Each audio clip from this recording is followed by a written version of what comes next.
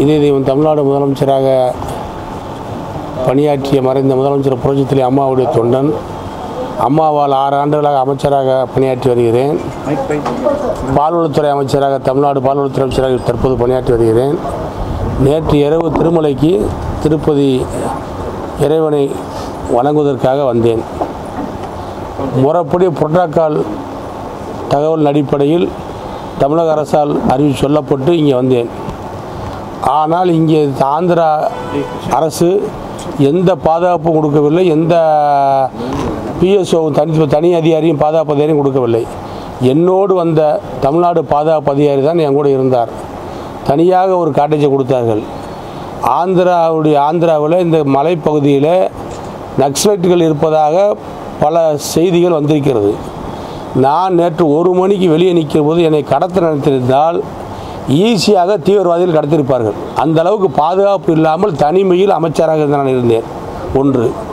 இரண்டாவது, L1 1000 பேருக்கு தேவஸ்தான போர்டு கொடுத்துருக்கு. தரிசனத்துக்கு L1 வந்து 1000 பேருக்கு கொடுத்துருக்காங்க. ஆனால் ஒரு அமைச்சருக்கு, தமிழ்நாடு அமைச்சருக்கு எனக்கு L2 கொடுக்குறாங்க. நான் போய் பிரச்சனை பண்ணதுக்கப்புறம் 1 மணிக்கு எனக்கு L1 கொடுக்குறாங்க. தேவஸ்தான போர்டு 2 மணி நேரம் வந்து உள்ளே இருக்க வச்சு 2 மணி நேரம் கழித்து இறைவனை தரிசிப்பதற்கு அனுமதி கொடுக்குறாங்க. ஏன் ஒரு விவிஐபிகளுக்கு இந்த நிலைமைன்னு சொன்னால் சாதாரண மக்களுக்கு என்ன நிலைமை இருக்கும்? இங்கே வந்து சந்திரபாபு நாயுடைய அரசு வந்து மற்ற ஸ்டேட்டுடைய அமைச்சர்களை வந்து மரியாதை குறைவாக நடத்துறதாக நான் நினைக்கிறேன். எங்கள் ஸ்டேட்டுக்கு வந்து வேறு அமைச்சர்கள் வந்தாங்கன்னா தமிழ்நாடு அரசு உரிய மரியாதை கொடுத்து அவர்களை வரவேற்று அவர்களுக்கு பாதுகாப்பு கொடுக்கின்ற பணியை செய்கிறது. ஆனால் ஆந்திர அரசு அதை செய்யலை. நான் இப்போ ஒரு 3 மாதத்துக்கு முன்னாடி குருவாயூர் போயிருந்தேன் கேரளாவுக்கு. கேரளா அரசு உரிய பாதுகாப்பு கொடுக்குது. நானே வியந்து பாராட்டினேன். இவ்வளோ உரிய பாதுகாப்பு கொடுத்து அவங்க சாமி தரிசனம் பண்ண சொல்லி எங்களை வந்து எல்லையில் வந்து விட்டு போனாங்க. ஆனால் இங்கே இன்ன வரைக்கும் ஆந்திரா போலீஸு ஒரு போலீஸ் கூட என் பக்கத்துலேயே வரல, கிட்டே வரல. நைட்டு 1 மணிக்கு நான் தனியாக தான் இருந்தேன். என் தனி அதிகாரி போலீஸ் ஆஃபீஸர் செந்தில் தான் என் கூட இருந்தார். அவர் எத்தனை பேரை இது பண்ண முடியும்? 5 பேர் துப்பாக்கி கூட வந்தாங்கன்னா அழகாக என்னை கடவுளை கொண்டு போயிருக்கலாம்.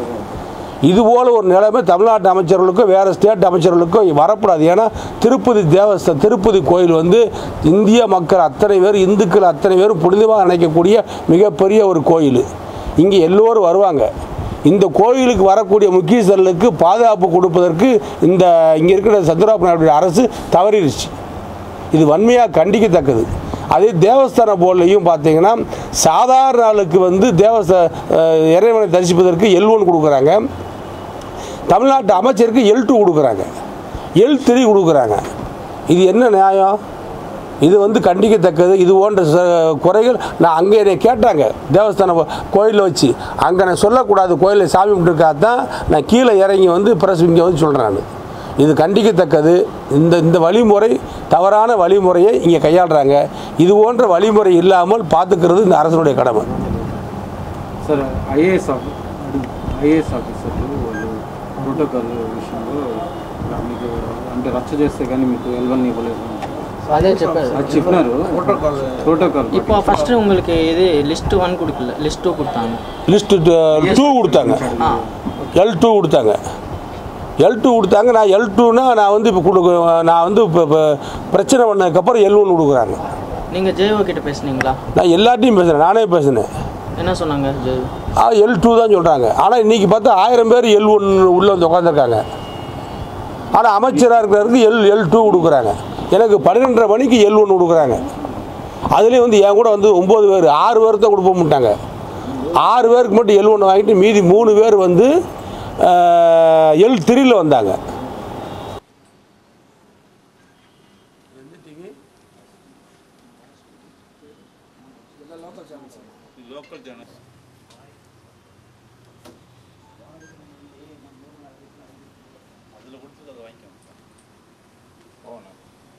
ஒரு நிமிஷம்.